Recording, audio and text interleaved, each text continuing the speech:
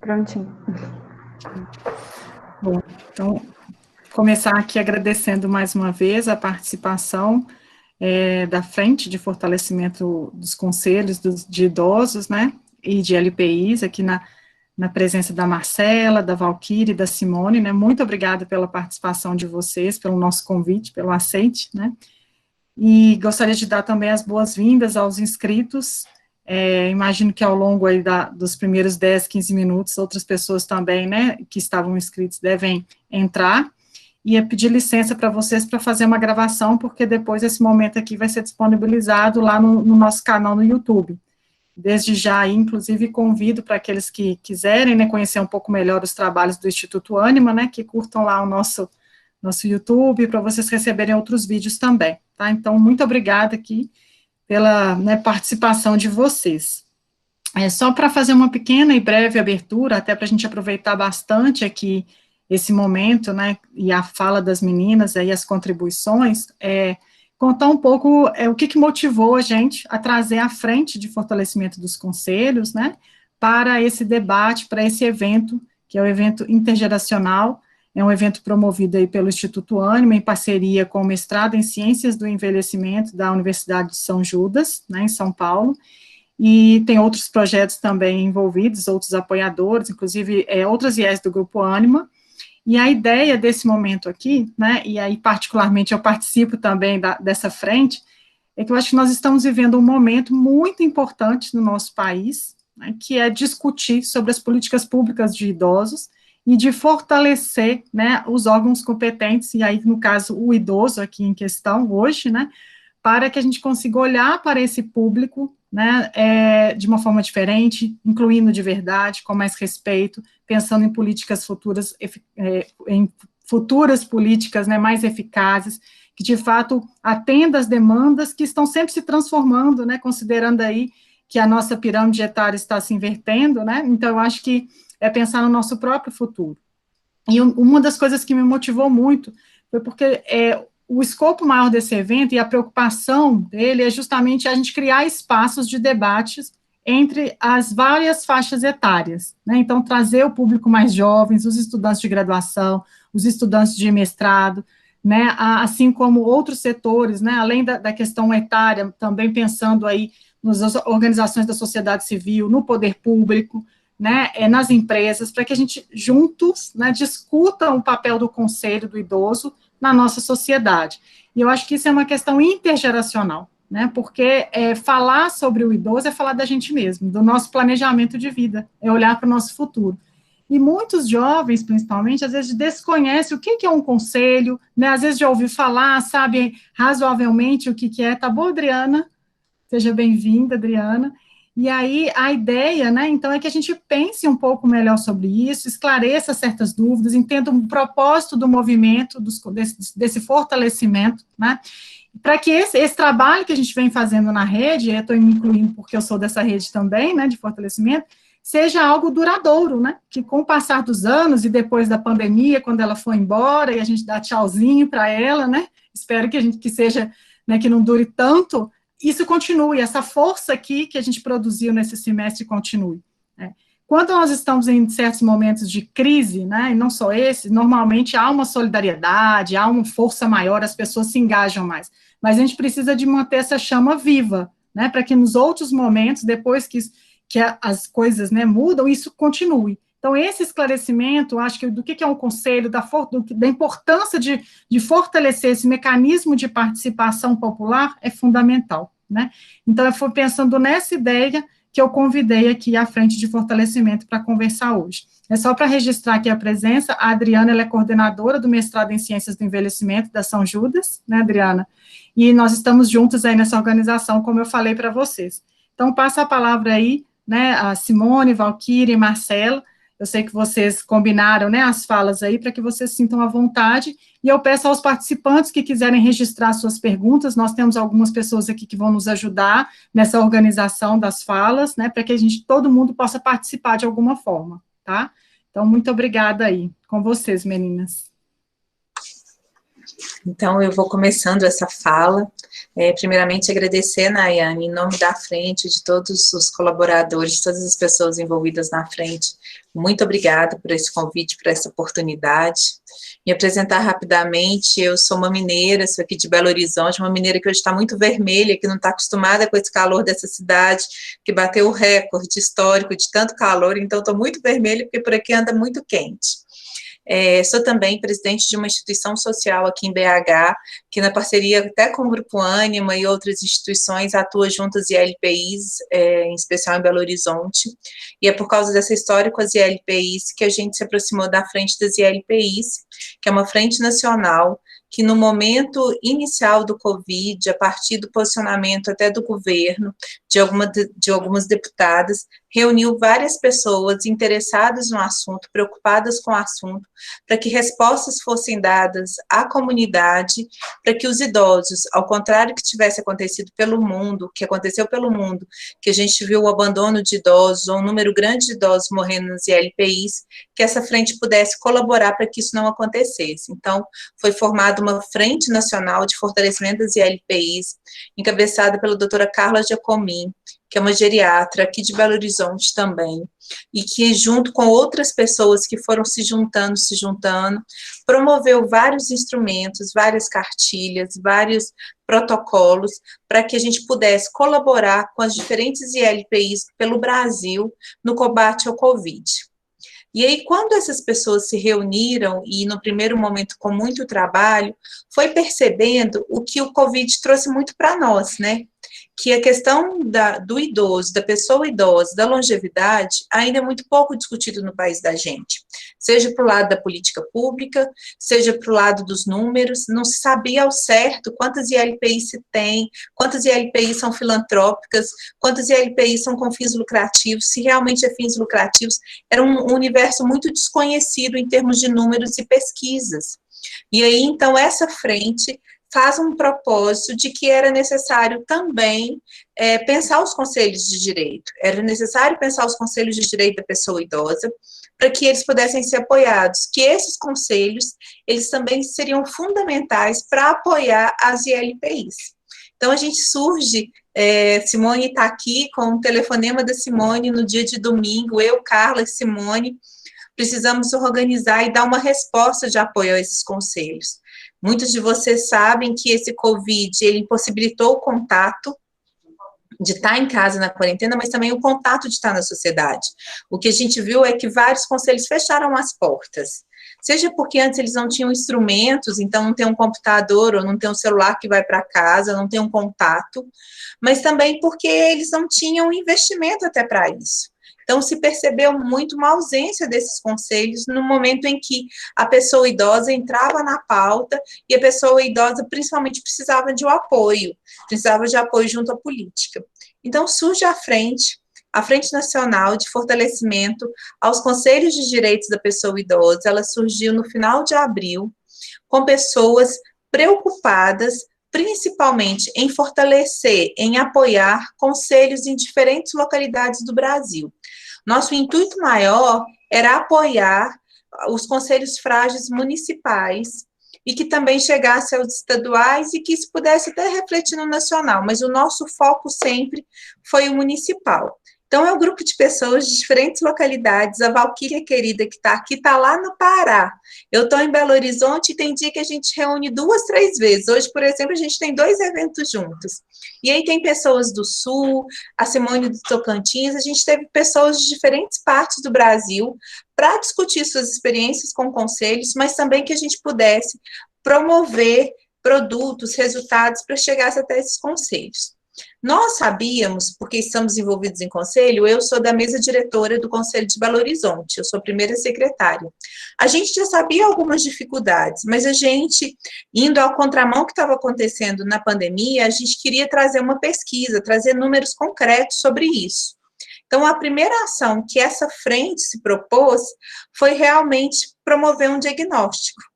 E aí, por meio das nossas redes, das pessoas envolvidas nessa frente, a gente encaminhou um formulário com algumas perguntas para os conselhos, Tivemos um desafio de respostas, porque, como eu falei, nem todos estavam funcionando, então, às vezes o WhatsApp funcionou melhor do que o e-mail, do que um telefonema, mas a gente teve uma resposta significativa e que resultou num relatório que hoje está publicado na ILC, e a gente também tem na página do SEMAI, está aí no Facebook da frente, para que as pessoas pudessem ter acesso. E aí, esse diagnóstico, ele trouxe algo concreto para todos nós, que uma das questões que os conselhos trouxeram é a necessidade de capacitação, é a necessidade de troca de experiência com outros conselhos. É muito interessante que a gente já realizou algumas lives, e os comentários vêm muito nesse sentido, assim, olha, aqui eu descobri que os conselhos, que eu estou aqui, a Carla até conta de depoimento também que ela recebeu, uma pessoa de Divinópolis que falava para ela, olha, eu estou tão distante, e eu achava que eu estava nessa causa sozinha, ou que eu passava por isso sozinha, que era só aqui que era assim, e eu descobri que na frente dos conselhos, que as histórias se parecem, se repetem em outros lugares. Então, a partir desse diagnóstico, a gente tomou uma providência em relação à frente para melhores resultados, de organizar em subgrupos. Então, hoje, à frente, eu estou como coordenadora, mas sou coordenadora com o grupo gestor. Toda decisão dessa frente, até para participar aqui, eu falei com a Nayana, vamos colocar no grupo gestor. A gente compartilha com o grupo gestor, que é em média de 10 a 12 pessoas nesse grupo, e esse grupo gestor é formado por coordenadores de outros subgrupos. Então, a gente tem na frente hoje um subgrupo de normas, que é um grupo onde que a gente quer trazer publicações, a gente quer trazer instrumentos que fortaleçam os conselhos.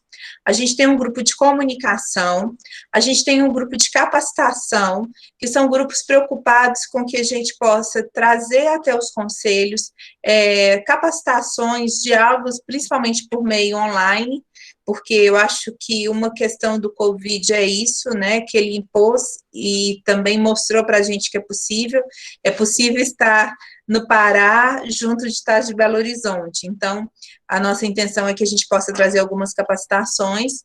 A gente tem dois grupos que têm o olhar da universidade, que é um grupo da pesquisa e também do olhar para a sociedade, que tem muitos professores de universidades de outros estados participando, e o grupo gestor, acho que eu falei todos. Então, dessa forma, a gente se organiza que esses grupos se reúnem em torno de 10, 15 pessoas, eles têm reuniões quinzenais ou semanais, e o grupo gestor se encontra toda semana, tentando sistematizar todas as informações desses subgrupos, para que a gente possa fazer uma entrega para a sociedade.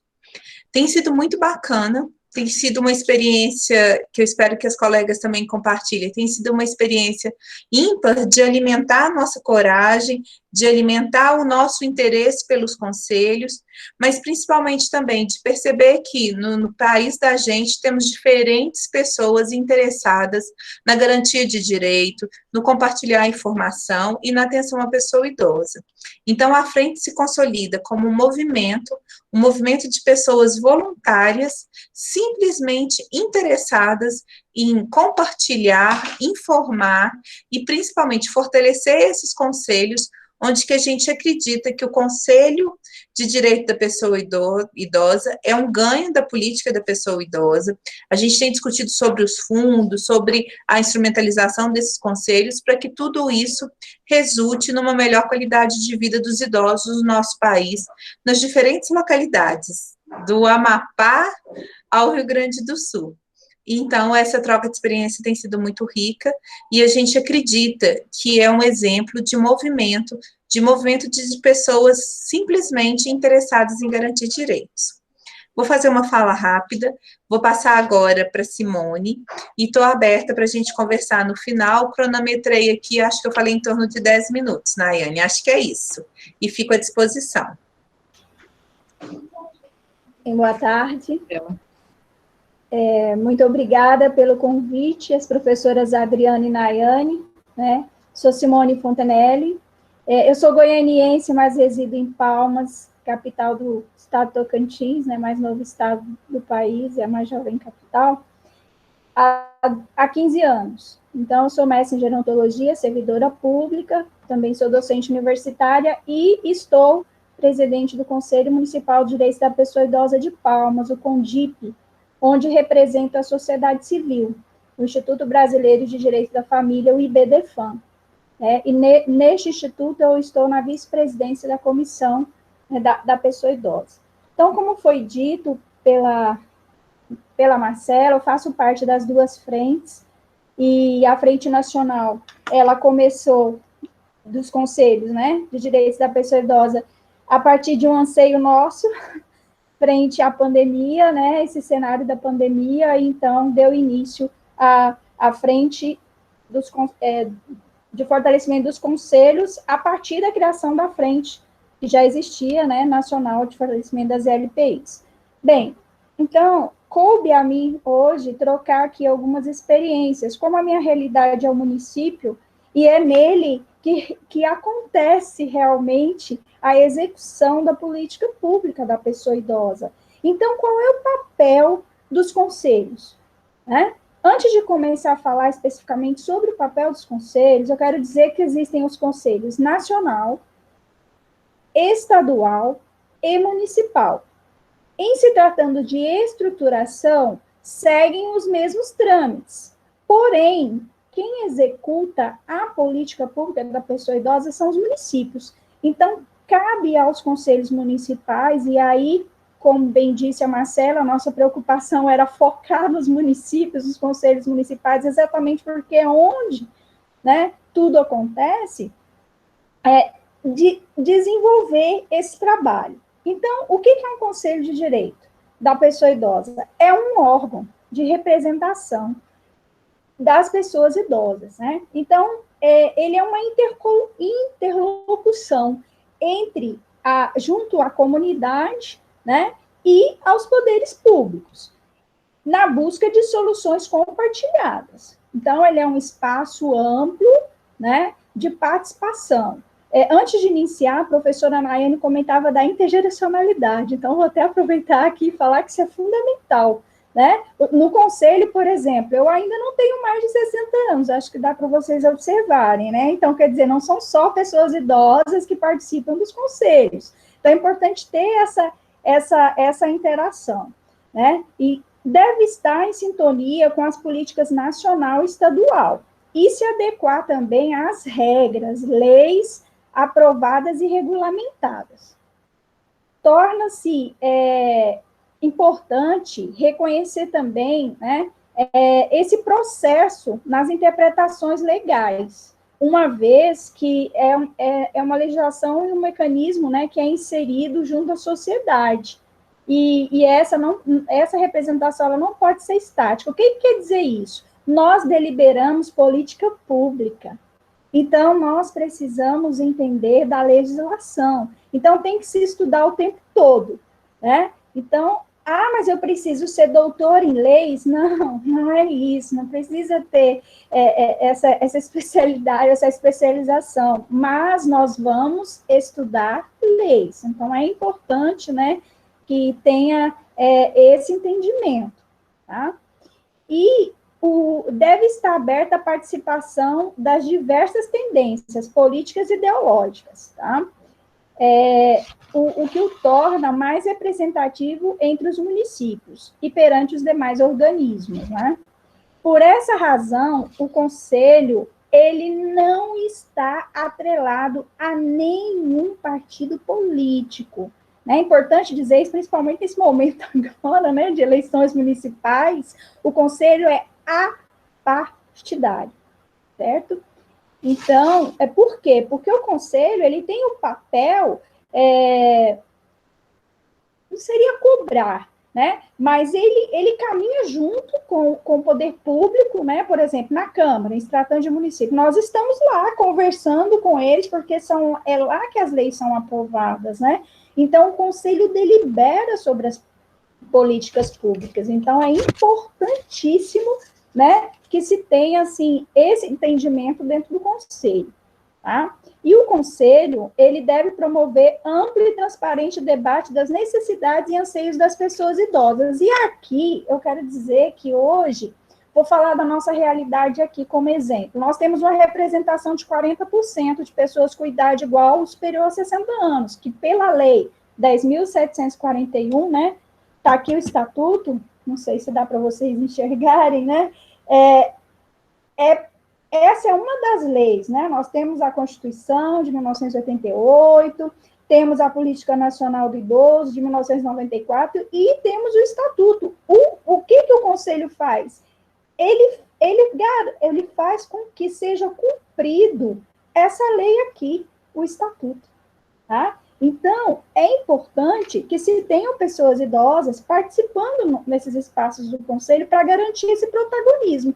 Até porque nós precisamos ouvi-los, né? É para eles e por eles que os conselhos existem, para atender a essas necessidades e para fazer com que esses direitos sejam garantidos. Mas, normalmente, o conselho, ele não tem essa representação. Eu não conheço, sinceramente, um conselho que 100% de pessoas com idade igual ou superior a 60 anos. Eu desconheço, tá? Nós temos 40% e pode ser considerado um número razoável, digamos assim, mas é muito importante, tá? E diga-se de passagem, são pessoas ativas, pessoas que realmente sabem, né, a importância dos conselhos, sabem defender os seus direitos e rapidamente eu vou dizer que o Conselho de Palmas, ele está localizado dentro do Parque Municipal da Pessoa Idosa Francisco Xavier de Oliveira. É um parque que trabalha o envelhecimento ativo e saudável, e nossa sede é lá dentro. Então, hoje não, em função da pandemia, infelizmente, né, as atividades presenciais estão suspensas, mas eles participam das nossas reuniões, porque a sede do Conselho é lá dentro. Então, nós já tivemos plenária com a sala do Conselho lotada. Isso é maravilhoso, porque o Conselho, as reuniões do Conselho, elas são abertas também para a comunidade. E é importante que se tenha essa participação, principalmente desse nosso público, né? Então, continuando aqui, né, como eu disse, para estabelecer essa interface, né, para ajudar o quê? Na construção de uma sociedade civil organizada e participativa. Os conselhos, eles são normalmente paritários. O que quer dizer isso? Ele tem representantes da sociedade civil e do governo. Aqui em Palmas são 14, no CONDIP. São 7 representantes do governo e 7 representantes da sociedade civil. Esses representantes, normalmente, como o envelhecimento ele abrange várias áreas do conhecimento, eles são dessas áreas. Por exemplo, educação, isso em se tratando de governo, né? Representação governamental. Habitação, assistência social, saúde, transporte, né? Mobilidade urbana, lazer, cultura. Então, geralmente, são dessas secretarias, digamos assim, né? Os representantes governamentais. E da sociedade civil, são as instituições de ensino superior, como aqui é São Judas, né? Que faz esse trabalho, né? Que falaram aqui, um exemplo.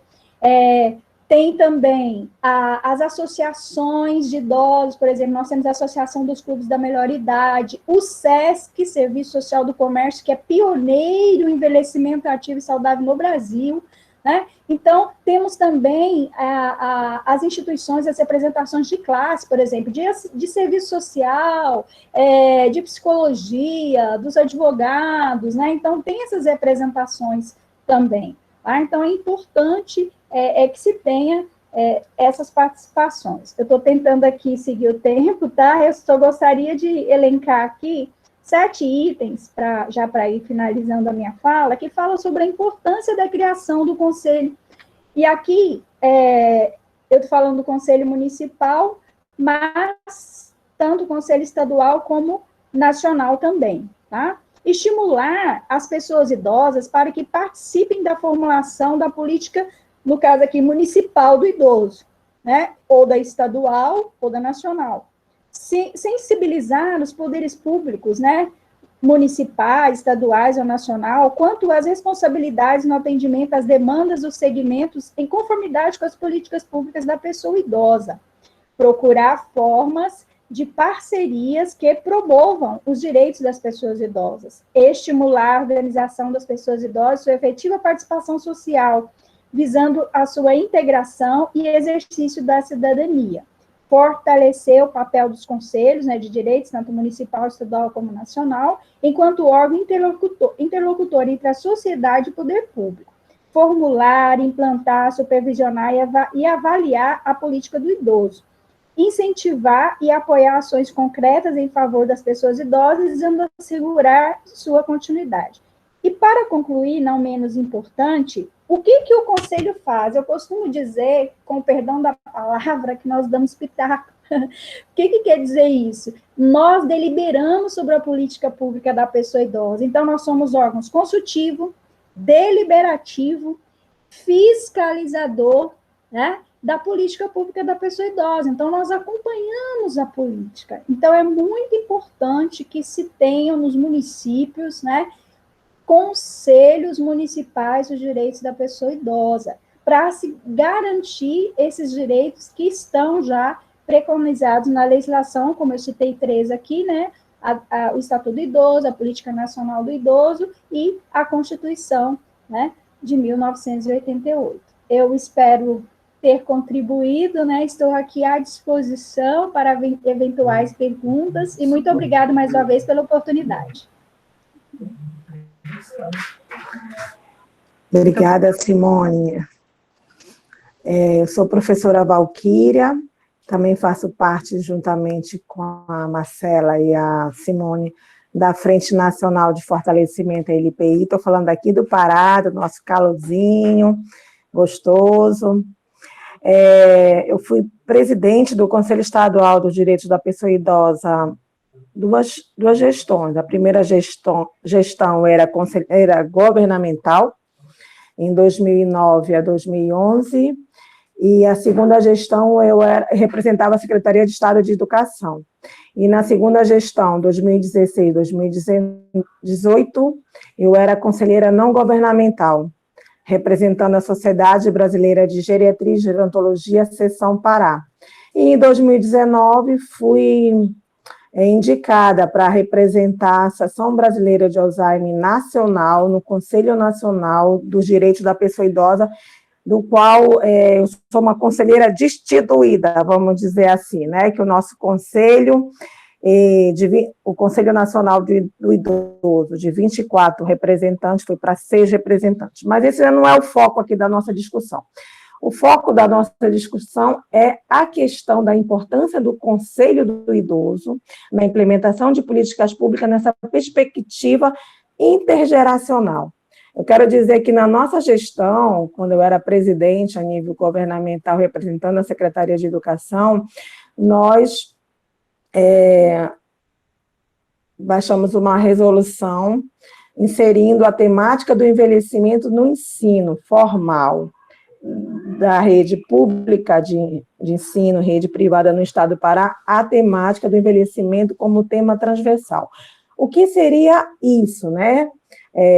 Seria trabalhar o que está no artigo 22 do Estatuto do Idoso, inserir a temática do envelhecimento a fim de produzir conhecimento sobre a matéria. Então, o que nós fizemos foi materializar o papel do Conselho do Idoso, porque, como a Simone colocou muito bem, está na Política Nacional do Idoso, no artigo, se eu não me engano, 7º, que é papel do Conselho do Idoso, dos conselhos de direito, tanto a nível nacional, estadual e municipal, a implementação de políticas públicas, acompanhamento, supervisionamento.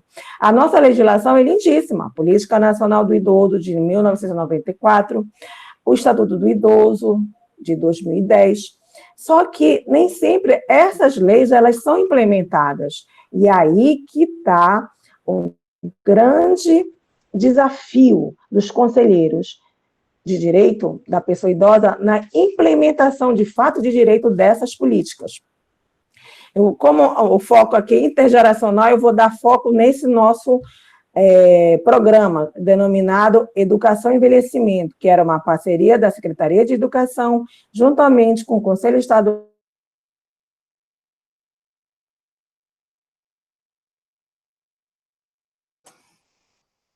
Acho que a conexão dela caiu para vocês?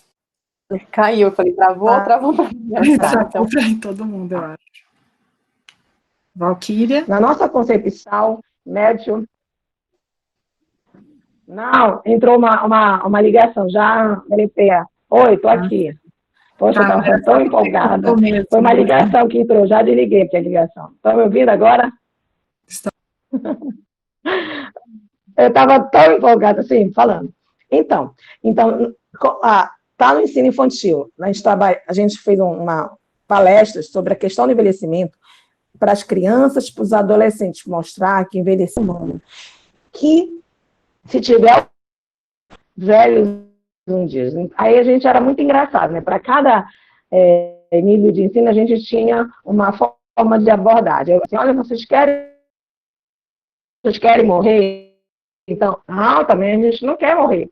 Então, se vocês não querem morrer, se vocês tiverem privilégio, vocês vão envelhecer.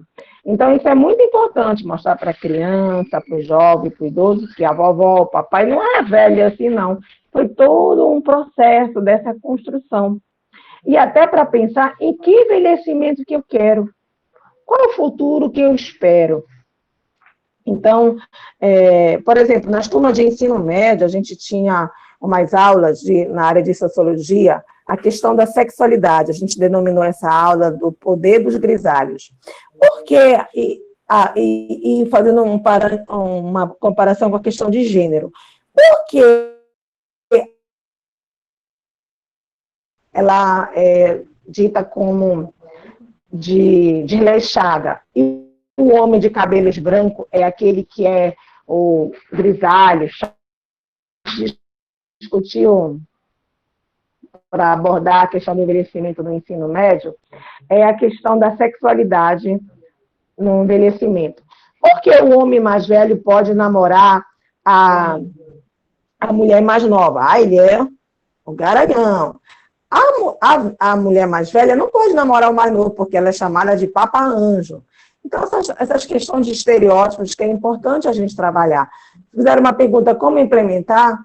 Desta forma, fazer que a lei de fato seja cumprida. O que diz lá no artigo 22 especificamente? Inserir do Estatuto do Idoso, inserir a temática do envelhecimento a fim de produzir matéria sobre a temática. Então, foi dessa forma que a gente encontrou, levando isso para dentro das escolas, mostrando para o jovem, para o adulto, o que é envelhecer. E que é importante respeitar a pessoa idosa. No Conselho do Idoso, a gente recebe muitas denúncias de violência contra a pessoa idosa. E 90% dos agressores, pasmem, são os filhos. E 80% é negligência e maus tratos. Na minha concepção, isso já é eu que estou dizendo, tá?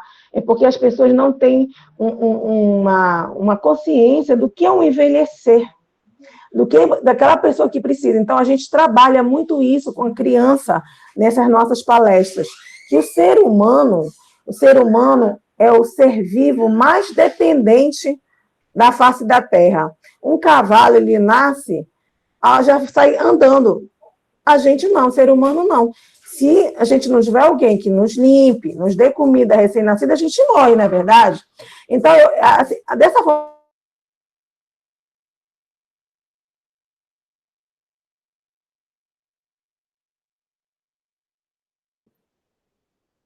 Talvez se a Valquíria fechar a câmera, ela consiga melhorar a eficiência da internet, é uma sugestão. Valquíria, você nos ouve? Valquíria? Graças a... Desculpa, Valquíria. O que, amor? Tá travando? Pra gente. Se você preferir... Tá travando. Vou fechar aqui. Para melhorar você, fica à vontade. Pronto. É bom que essa minha fotinha tá mais bonitinha do que ao vivo, porque eu nem maquiagem eu fiz, não tive tempo hoje. Pois é. Então é isso, gente. Que forma nós deveremos implementar? Dessa forma, graças à verdade, porque eu sou uma mulher de compromisso, eu estou aqui porque eu me comprometi com vocês. Dessa forma, dizendo o que está no Estatuto do Idoso, na Política Nacional do Idoso. E é importante, eu sugiro, fazer um plano de ação. Sempre é importante fazer um planejamento dessas atividades. Essa é uma atividade, né, intergeracional, levar a discussão do envelhecimento para dentro das escolas. Mas é muito importante também levar essa discussão para dentro das casas. Por exemplo, está aumentando muito a demanda dentro da expectativa de vida, nem sempre hábil, né? Idosos, eles estão vivendo alguns mais, mas nem sempre saudáveis, que é crescimento ativo saudável. Então, de cuidador remunerado e cuidador familiar. Mas nem sempre essas pessoas elas estão sendo preparadas para ser um cuidador familiar. Uns são autodidatas, mas outros não. Então, é importante que também seja trabalhado essa questão do cuidado. Inclusive, essa é uma das nossas propostas de discussão, de ter essa política nacional de cuidados. Lindíssimo, né, Marcela? Melhor em Casa, alguma coisa assim, não sei o nome, mas é um programa que oferece cuidadores a nível municipal, né? Depois tu explica melhor. Mas, assim, é importante que isso seja mostrado para as famílias que envelhecer. Eu que faço parte da Associação Brasileira de Alzheimer, é esse o nosso papel, de mostrar para aquele familiar que a doença de Alzheimer não é o fim do mundo. Se a pessoa tem um familiar cometido de doença de Alzheimer, a pessoa tem que se preparar para cuidar, para gerenciar essa nova situação. Então, é esse nosso papel também, de estar fazendo essas discussões, porque parece assim que, eu nunca vou ser velho, e a nossa cultura cultiva muito, né, a questão da cultura do bonito, do novo, do rápido, e isso ocasiona o idadismo, né, o preconceito contra as pessoas idosas. É isso, gente, espero que eu tenha contribuído, estou falando um pouco assim, assim, que era um bate-papo, né, espero que isso tenha contemplado aqui a proposta. Obrigada. Obrigada, Valquíria. Obrigada também, Marcela, Simone, pelas contribuições. Bem, assim, eu acho que como uma pessoa da rede, né, que conhece um pouco mais de dentro, assim, uma informação importante é que nesse momento nós estamos consolidando aí uma pesquisa, né, junto aos conselhos estaduais, foi feito um diagnóstico, e a partir desse diagnóstico nós estamos detalhando, conhecendo os desafios na prática, né, da atuação desses conselhos. Uma questão muito latente foi exatamente a parte de capacitação, de formação, mas a gente precisa entender que tipo de formação e de capacitação esses conselhos realmente precisam, né? Então, esse é um trabalho que a gente vem desenvolvendo dentro mais especificamente, né, do grupo aí de discussão de pesquisa e diagnóstico no fortalecimento. Mas para complementar, né? E aí eu queria saber, assim, se vocês tiverem algumas perguntas, se vocês quiserem abrir o microfone, ou se vocês preferem colocar aqui no chat para a gente fazer, né, um bate-papo. Nós temos aí 15 minutos, né, e a ideia é que realmente a gente consiga fazer esse movimento de bate-papo, por isso, inclusive, aqui o meeting, né, para promover esse encontro, para que a gente consiga aí olhar uns aos outros, né, e fazer perguntas. Alguém gostaria de iniciar? Nayane, professora Nayane, a professora Marta, ela já tinha uma pergunta aqui no chat. Sim. Eu só abri a câmera e o microfone também, Kari, obrigada. Muito bom. Tudo bem, Nayane? Eu queria, dentro do programa de Ciências do Envelhecimento, a gente tem, aproveitando a pandemia, acho que vocês colocaram bem claro isso, o quanto a gente teve esse lado bom da pandemia, né? Da gente conseguir estruturar mídias e lives, né, e ter mais acesso a idosos e LPIs, ou mesmo os conselhos conseguirem se organizar melhor. Mas, assim, eu acho que ainda tem uma distância um pouco grande do idoso realmente, né? Então, por exemplo, mesmo o idoso institucionalizado ou não institucionalizado, ele ainda tem um pouco de dificuldade para acessar essas mídias, para acessar essas redes. Então, assim, como você acha, e aí é uma questão de quem está aqui conversando até com a Adri nos bastidores, pensando o que a gente pode implementar mais, né, até mesmo com o Instituto. De que forma a gente poderia ter mais acesso ainda, além das mídias sociais? sabe? Isso é uma coisa que angustia bastante a gente, né, de como trazer mais esse idoso. Então, mesmo as palestras e todo o trabalho de extensão que a gente faz, a gente ainda tem poucos ainda sendo fidelizados, vamos colocar assim? De que forma a gente conseguiria ter uma adesão maior? Se vocês conseguem. Tá, e aí eu vou te falar um pouco da experiência aqui de Belo Horizonte, do Conselho Municipal do Idoso de Belo Horizonte, que a Nayane também faz parte, assim. A gente tem um balanço do conselho de que, nesse momento de pandemia, a gente tem mais participação dos conselheiros do que antes da pandemia. As comissões, elas têm dado mais resultado, elas têm tido mais entregas do que antes da pandemia, porque antes você tinha a questão da locomoção, de datas, de outros eventos, de compromissos pessoais, enfim. O que deu certo? Primeiramente, a gente construiu com o idoso, então a gente mandou um e-mail, a gente ligou para saber qual que era a melhor forma de votar. Então, a gente tinha pensado, vai ser pelo Google Docs, vai ser pelo corpo do e-mail, vai ser para o WhatsApp, e a gente fez um levantamento e entendeu que a melhor forma era que para o idoso chegaria um e-mail e ele responderia nesse corpo do e-mail, que não deveria abrir outra coisa. Já nas comissões, acharam os horários de entrar, e aí a gente também foi trabalhando qual seria a melhor plataforma. O Google Meet é uma plataforma interessante que a gente tem usado muito em Belo Horizonte, que a gente até, enquanto ser mais, mandou para o Google uma sugestão, porque o Google Meet, eu não sei, agora eu uso muito pouco pelo celular, mas quem está pelo celular tinha uma questão que as pessoas iam silenciar, ela apertava a apresentação, então desconectava, enfim, aí a gente até mandou para o Google para ver se era possível alterar, falando do uso dos idosos. Então, assim, eu acho que sempre é o desafio, principalmente quando a gente trata da longevidade, é entender como o idoso ativo como protagonista dessa história. Então, eu acho que a gente precisa cada vez mais ter possibilidade de escolha para esse idoso, para que ele ache o melhor jeito de participação. Eu acho que protagonismo, acho que quando a gente fala de protagonismo ao cuidado do idoso, é sempre um desafio. A gente sempre está é sempre muito mais fácil fazer por outro do que fazer com o outro. Então, acho que estar numa mesa da universidade é muito interessante e muito feliz de estar aqui, né? Com tantos professores e com tantas pessoas interessadas no tema e pesquisadores, porque eu acho que é a questão do protagonismo e realmente a questão da formação, de trazer informação, de trazer capacitação para esse idoso. Já vou passar a fala, e é um outro desafio que eu acredito que o Conselho enfrenta e vamos enfrentar, porque a gente precisa de pessoas capacitadas no Conselho hoje, porque tem uma parte técnica, que a Nayane, por exemplo, é a presidente da Comissão do Monitoramento de Belo Horizonte. A Comissão de Seleção e a Comissão de Monitoramento de Belo Horizonte, gente, é um trabalho que para qualquer pessoa voluntária já é desgastante.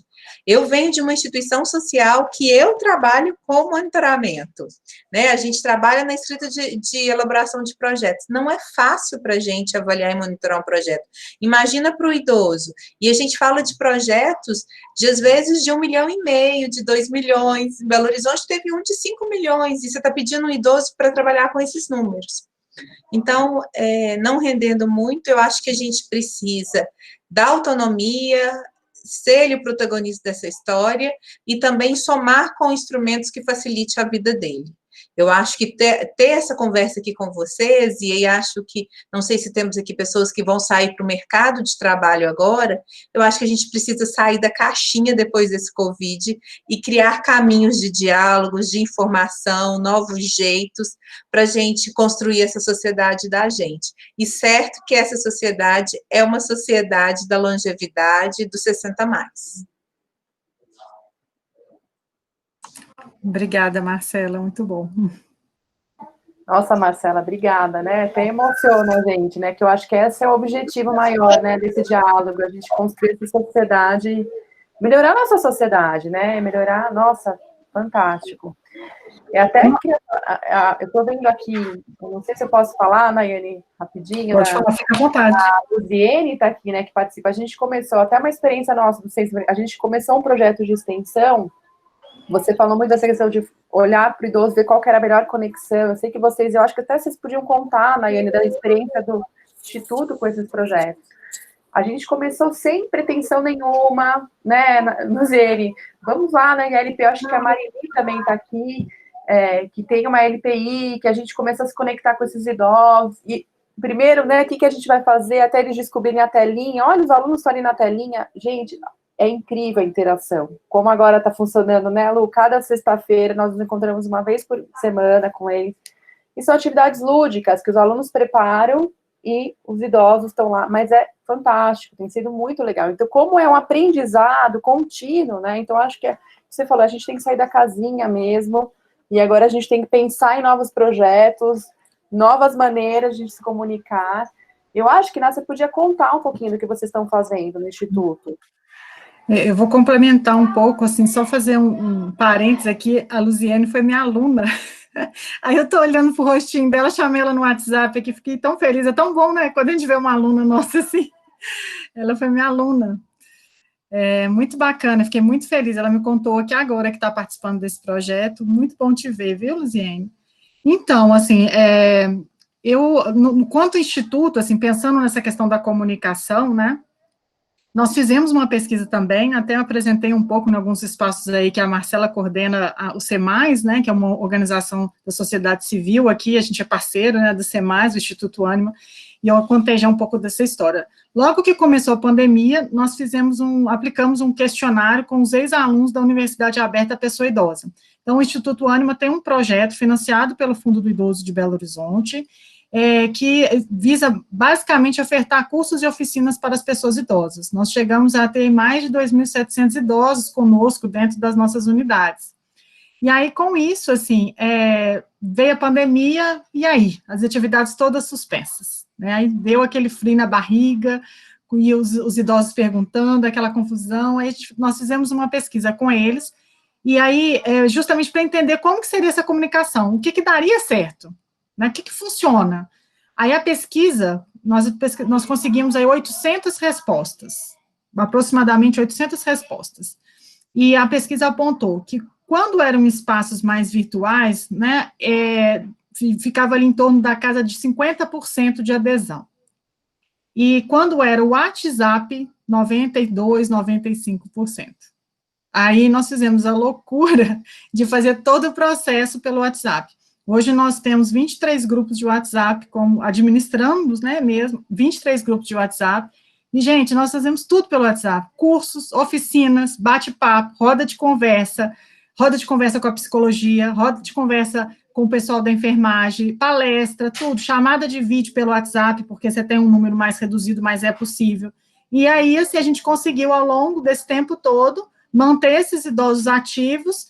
Nós mandamos conteúdos, né, nós temos um projeto que é o Plenitude 60+, que a gente vai até falar, né, às 18 horas sobre ele, mandamos vários tipos de conteúdos, inclusive conteúdos dos próprios parceiros, né, para esses que, às vezes, a gente faz essas trocas, né, Marcelo? Divulga aí para mim, aí a Marcela me manda os eventos, eu divulgo lá para ela, e a gente faz, e aí é a forma que a gente manteve vivo, e aí a gente faz pesquisa com eles, a gente consegue capturar muitos dados, assim. Então, nós temos um grupo, são vários grupos, porque, na verdade, a gente já tinha alguns em função da Universidade Aberta, e o WhatsApp, ele tem um número específico por grupo, né, um número de pessoas, então, às vezes, a gente administra mais de um. Hoje, a gente tem esses 23, mas tem sido uma experiência muito exitosa nesse sentido, né, pelo menos, assim, a gente está cada vez mais percebendo que tem idosos querendo entrar, acompanhar, tem uns que são muito ativos, a gente tem vários depoimentos, eu até vou mostrar alguns mais tarde, e outros, assim, que são mais tímidos, né, eventualmente participa, né. Então, é um pouco da estratégia de comunicação que a gente vem utilizando aqui, né. Eu acho que essa questão que a Marcela falou, né, desse desafio, o Conselho de Belo Horizonte, e olha aí que agora eu vou falar como instituto, assim, a gente acompanha outros conselhos, porque o instituto tem projetos com, por exemplo, com Jaraguá do Sul, né, perto de Joinville, em Santa Catarina, tem Contagem, em São Paulo tem projetos, Divinópolis, Uberlândia, e o de Belo Horizonte, assim, ele realmente conseguiu, né, Marcelo, uma metodologia de trabalho, conseguiu não parar. Ele está trabalhando muito, assim, muito mesmo, e a gente conseguiu manter as plenárias, as deliberações, e isso, gente, não é para qualquer conselho, viu? Realmente está sendo assim, um diferencial do nosso conselho, né, Marcelo? É um trabalho é cansativo, a gente manda lá, vota, né, fica o tempo inteiro no WhatsApp, mandando mensagens, mas está funcionando, assim, pelo menos por enquanto está dando certo. A Marta, você perguntou aqui, você quer formalizar essa pergunta aqui? Quer comentar? Fica à vontade aí, estamos num espaço livre aqui, a Marta mandou uma mensagem no chat. Eu queria saber a experiência de vocês, se vocês podem contribuir alguma coisa, porque a sensação que a gente tem é essa, a gente pega uma parcela da população que tem alto nível de estudo e alto nível socioeconômico, e a gente permanece com uma parcela de idosos que continuam invisíveis para a sociedade. Como atingi-los, como conhecê-los? Eu queria saber se vocês têm alguma experiência com isso.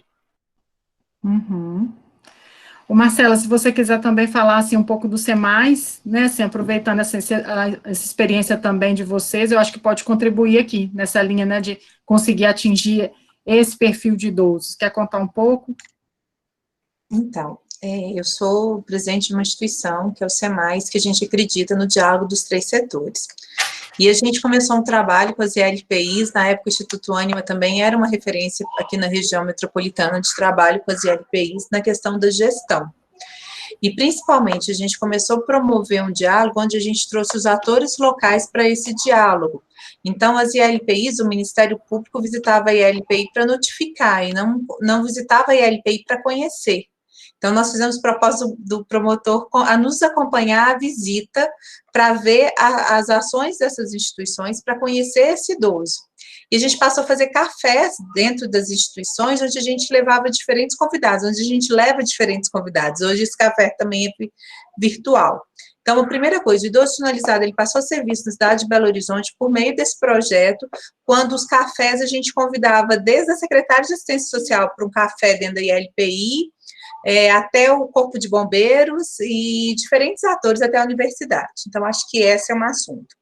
A outra questão é que a gente acredita na capilaridade de chegar até esse idoso em outro projeto, quando a gente junta essas instituições que atuam junto com esse projeto. Então, a gente acredita na rede. Então, tem o Instituto Hahaha, que é um trabalho de palhaços que vão nas instituições, que fazem trabalho em hospitais. A gente tem o Instituto Ânima com a Escola da Melhor Idade. A gente tem várias ações de Belo Horizonte que a gente chama essa rede de instituições para falar sobre esse idoso e para chegar até ele. Eu acho que em termos do conselho, Belo Horizonte tem um diferencial porque o conselho é muito grande. Nós somos 32 conselheiros efetivos, mais 32 suplentes. E a gente tem uma questão que 9 conselheiros são idosos eleitos nas regionais de Belo Horizonte. Belo Horizonte tem 9 regionais e 9 idosos são eleitos nessas regionais. Então, o compromisso desses idosos, mais o seu suplente, é levar a discussão até esse idoso que está na ponta. Então, assim, eu acredito que para a gente chegar nesses idosos que estão mais distantes, é realmente num trabalho de rede, de quem atua nessa rede, que não é fácil. Aqui em Belo Horizonte, a gente está com assistência social parada no momento de pandemia, com CRAS e CRES fechado. Quem tem acesso a esses idosos são somente o pessoal da saúde, e a gente tem um pessoal da Secretaria de Saúde muito atuante no conselho. Eu acredito que sim, que esse movimento da frente, e aí como das ILPIs, tem mostrado para a gente do poder da rede. É psicólogo, é assistente social, é médico, é advogado. Tem hora que é muito interessante, na frente das ILPIs, eu não sei, Simone, mas eu faço parte na frente das ILPIs do grupo jurídico, e eu sou psicóloga de formação. Mas eu trago lá no grupo jurídico a minha experiência daqui, enfim. Então, eu acho que nós temos um desafio de chegar nesses idosos mesmo que estão na ponta, e eu acho que pelo tamanho dos braços e pernas de todos nós, somente com rede. Acho que a gente tem um desafio enorme para ser discutido no país, que é a questão da violência contra a pessoa idosa, que é essa violência de que não chegou nas delegacias, e solta-se que os números baixaram, mas a gente sabe porque não é possível acessar nesse momento. E a questão das ILPIs filantrópicas e das ILPIs com fins lucrativos, que a gente também está chamando de como, Simone? ILPI não social, tem um nome que o pessoal está chamando. Porque tem tido um boom muito grande. a gente precisa pensar o direito da pessoa idosa. E será que eu, enquanto pessoa idosa, eu tenho o direito de querer se institucionalizar? A gente não trabalha mais com a concepção de asilo, de fim, mas sim de lar. E se a gente trabalha com uma questão de lar, a LPI ela precisa ser também um direito. E aí, ela não sendo direito, a gente vem com a LPI privada, que tenta sanar algo que o poder público não sana, mas também não consegue entrar na regra do jogo, a conta não fecha, e aí vira um novelo de lã embolado, que eu acho que a gente precisa trazer também para a pauta. Em Belo Horizonte, somos 28 ILPIs filantrópicas e mais de 189 ILPIs com fins lucrativos, que sabe-se que 60 dessas a conta não fecha. Ela não tem lucro e ela não é filantrópica. Então, com certeza, um desafio está imposto. E para quem discute a longevidade, quem discute a política do idoso, é preciso pensar muito sobre isso. É preciso pensar que qual é o caminho de uma sociedade, eu estava vendo algo até aqui de Minas também, que 2040 o número é muito invertido, é muito maior de pessoas idosas. E quais são as opções das nossas escolhas, quais são as opções que vamos ter desses cuidados, né? A Valquíria falou muito bem que existe o maior cuidado, apoio à família, apoio a esse idoso aqui em Belo Horizonte, como tem em São Paulo, mas a gente sabe que não é que as famílias cada vez mais estão mudando o seu perfil e cada vez mais a gente tem idosos sozinhos nos lares, né?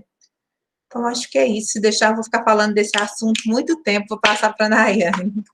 E aí, também, mais informações sobre as nossas pesquisas, tudo, eu também vou deixar o endereço do site do SEMAIS. Obrigada, Marcela. A experiência, né, a gente empolga mesmo por causa da experiência, assim, já me vem um monte de questão aqui na cabeça também, essa questão do como que LPI virou um negócio de família, em muitos casos, né, assim, daria para mais uma mesa, com certeza, só esse assunto, assim, né, Marcela? Então, pessoal, assim, tentando respeitar um pouco os horários por causa dos nossos compromissos, assim, só para finalizar, o João Carlos pergunta, assim, se a gente já utilizou Telegram, assim, enquanto o Instituto, não sei se você, Marcela, ou alguém que já teve algum relato que poderia falar nesse sentido, alguma experiência, né, e a Bruna também fala aqui um pouco, né, sobre uma ideia do Instituto, para o Instituto, né, assim, para pensar, né, Bruna, em relação a projetos de extensão intergeracionais, bora conversar, né, Adriana? E Bruna... Palmas tem um exemplo. Sem dúvida, né, estamos muito animados aí com essa nossa parceria, quem sabe a gente consiga. Alguém aqui já teve essa experiência com o Telegram? O João Carlos que perguntou. Marcela, tem alguma experiência? Não. Também não, João. Bom, pessoal, para finalizar aqui, né, para cumprir com o nosso horário, só agradecer mesmo mais uma vez, acho que foi um grupo pequeno, mas muito produtivo, sem dúvida, né, que trouxe aí várias questões para reflexões, e me coloco à disposição, né, de vocês também, assim como a Marcela colocou aqui o site, né, do SEMAIS, para eventuais questões, né, outras rodas como essa, se que ficaram questões aqui também que mereçam ser dialogadas, a gente pode criar outros espaços, até para além do nosso evento aqui, viu, Adriana? Me coloca à disposição. Não, Nayane, eu acho que só foi uma introdução, viu? A gente vai ter que fazer uma semana sobre isso, foi muito rico. E já, nossa, tá todo mundo aqui, a gente tem que fazer muita... Não, vamos sentar, assim, vamos marcar, de verdade. Acabando a gente vai marcar um outro bate-papo aqui, tá bom? Bacana, obrigada. Eu deixei o endereço da Frente Nacional de Fortalecimento dos Conselhos no Facebook e no Instagram.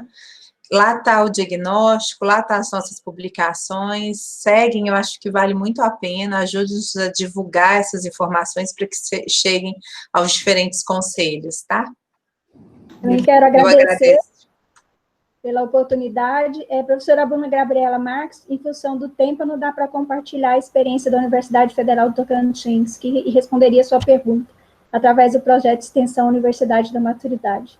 Inclusive com o projeto Humaniza Mais, agora na pandemia. Mas nós estamos à disposição também, aí através da frente, mais uma vez. Muito obrigada pela oportunidade, por esse rico aprendizado aqui nessa tarde. Muito obrigada, sucesso a todos. E feliz longevidade. Obrigada, Simone. Muito obrigada, pessoal. Então, boa tarde para todos e todas. Até Até mais, pessoal. Obrigada. Até mais. Até daqui a pouco. Obrigada. Até daqui a pouco.